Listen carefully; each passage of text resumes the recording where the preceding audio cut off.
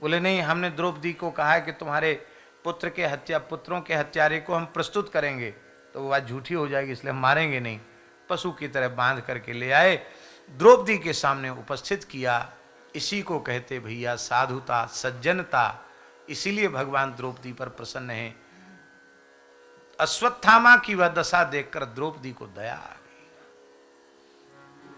द्रौपदी ने कहा मुच्यता मुच्यतामेष ब्राह्मणो नितरां गुरु।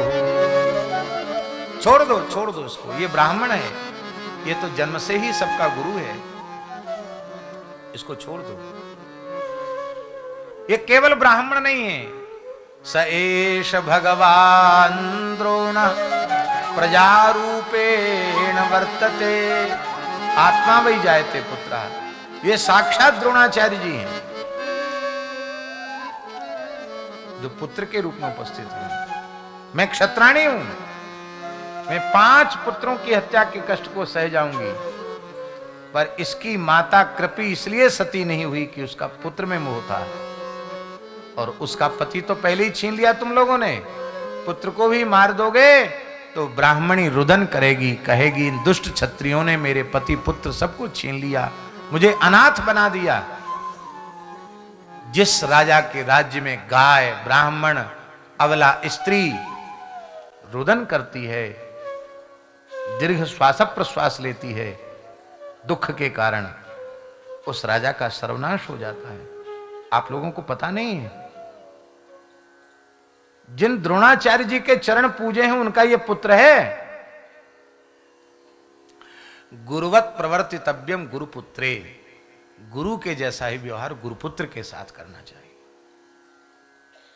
युधिष्ठिर का हृदय भरा है, द्रौपदी तुमने हमको पाप से बचा लिया।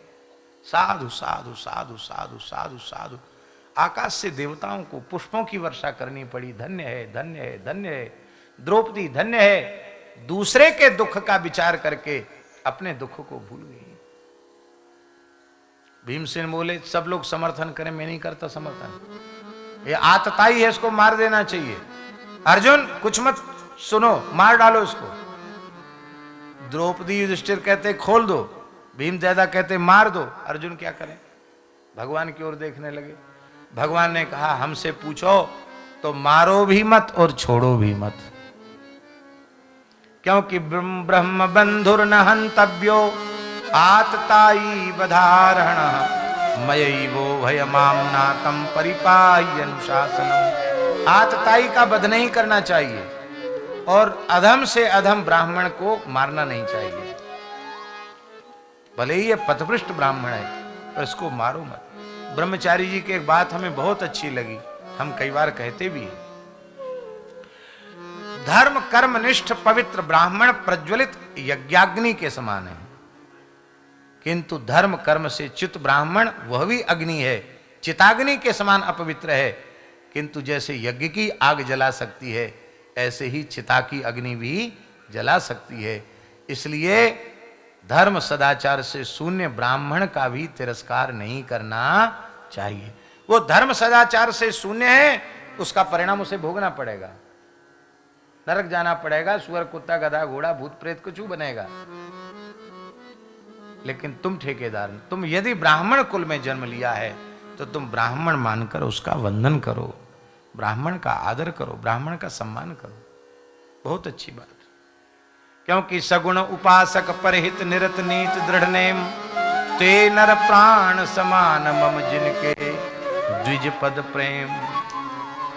आहा, भगवान प्रसन्न हो गए।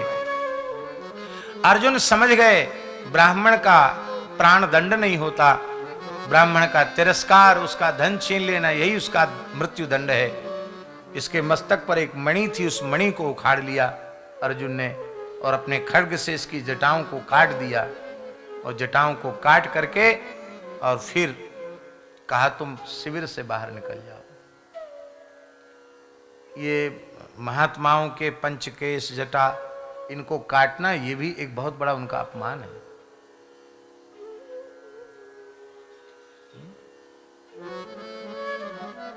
कोई जमाना था म्लेच्छों का, वो हम लोगों की इतनी सी चोटी सह नहीं कर पाते थे, हमारे सिख परंपरा के जो पूज्य गुरु हैं, उन्होंने मर्यादा स्थापित की। तुमको इतने सी चोटी से चिढ़ है, हम गर्भ के ही पूरे बाल केश छोड़ देते हैं शिखा के रूप में। ये चोटी की रक्षा के लिए उन्होंने इस वेश को धारण किया, केश का त्याग नहीं किया, और सिर कटा दिए पर केश नहीं कटाए। यज्ञोपवीत और शिखा की रक्षा के लिए अपने शीश कटा दिए, लेकिन म्लेच्छों की दासता को स्वीकार नहीं किया। यह है दंड दिया गया, ये बड़ा दंड था। तो अश्वत्थामा को विचार करना चाहिए कि मेरा अपराध क्षमा के योग्य नहीं था, पर फिर भी द्रौपदी ने दया करके क्षमा दान कराया। मैं ब्राह्मण हूं, ब्राह्मण तो क्षमा गुण से ही श्रेष्ठ होता है। अच्छा होता कि अश्वत्थामा आशीर्वाद देके जाते, लेकिन नहीं, उनको तो और क्रोध हो गया। उन्होंने 5 दिव्यास्त्र पांडवों के ऊपर छोड़े। भगवान ने सुदर्शन चक्र से 5 दिव्यास्त्रों को नष्ट कर दिया। लिखा है भागवत में, सुदर्शनेन स्वास्त्रेण स्वानाम रक्षाम व्यधात विभु। सुदर्शन चक्र से भगवान ने उनकी रक्षा कर ली। और तब इसने खींच करके उत्तरा के गर्भ पर ब्रह्मास्त्र का प्रयोग किया। उत्तरा के गर्भ में भगवान के परम भक्त परीक्षित विराजमान है। उत्तरा भगवान की शरण गई। पाहि पाहि महायोगिन देव देव जगतपते, नान्यम त्वदभयम पश्ये यत्र मृत्यु परस्परम। भगवान मैं आपकी शरण में हूं, मेरी रक्षा कीजिए। मैं जल जाऊं मुझे चिंता नहीं है, आपके भक्त पांडवों का वंशवीज पेट में सुरक्षित है, आप कृपा करके इसको बचा लो। भगवान ने गर्भ में प्रवेश किया उत्तरा के, और गर्भगत परीक्षित की भगवान ने रक्षा की।